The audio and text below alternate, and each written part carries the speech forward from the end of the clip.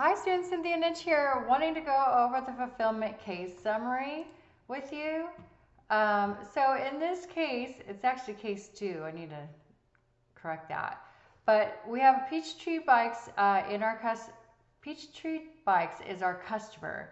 They would like to purchase bikes for their bike shop. So we don't have to create a customer master, it's already in there.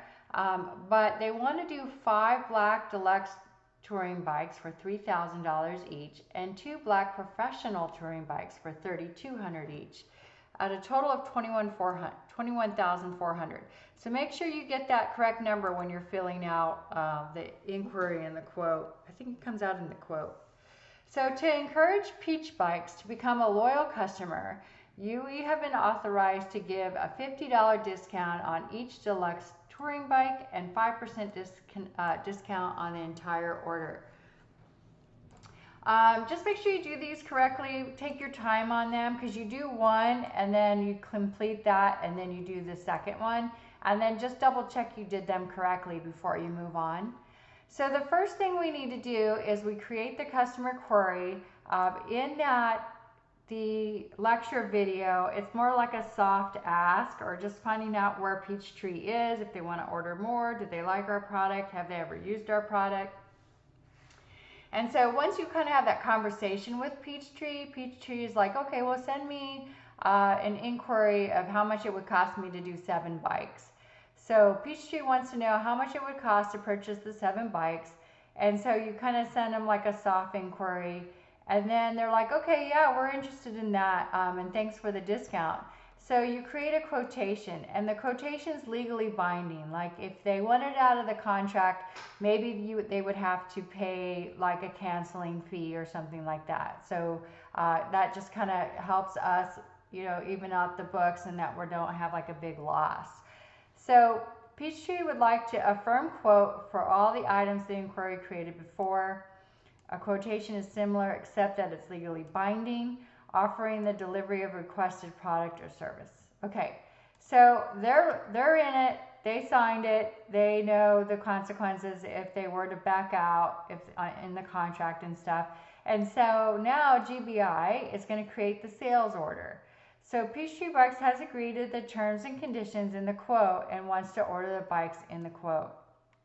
So first we check to see how many bikes we have. I'm sure the salesperson has already checked this, right? It's not kind of the first thing or the fourth thing you check, but this is just how the case flows. So we go ahead and look and see if we have enough bikes, and we do.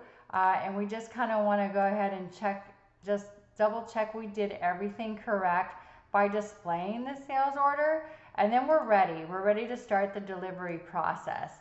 So to start the process that we fulfill the bikes, we need to create a delivery document.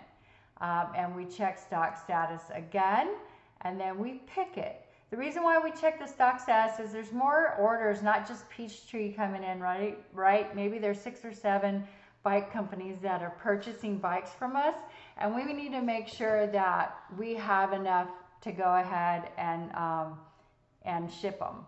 So we check stock status, and then we go ahead and pick our bikes, and then we're ready to go ahead and ship them. And then once they get the shipment, we go ahead and, once they get the note that we're ready to send it to them, we'll go ahead and post goods issue. So we'll send those bikes over to Peachtree Bikes, changing the possession of the material from GBI to Peachtree. Then we finally check our stocks again to make sure that this was taken out of our system. We create an invoice for our customer that charges them for those 7 bikes. And then we just display the document just to make sure we did it right. And then finally we post receipt of customer's payment. After Peachtree Bikes mails its payment, it needs to be recorded. So that's what we do when we do a post receipt. Then finally, the greatest thing here on this case is we get to check our work before we turn it in, and you do a review through document flow to make sure everything is correct before you submit it. So that's kind of the overview of the fulfillment. If you have any questions, let me know. Thank you.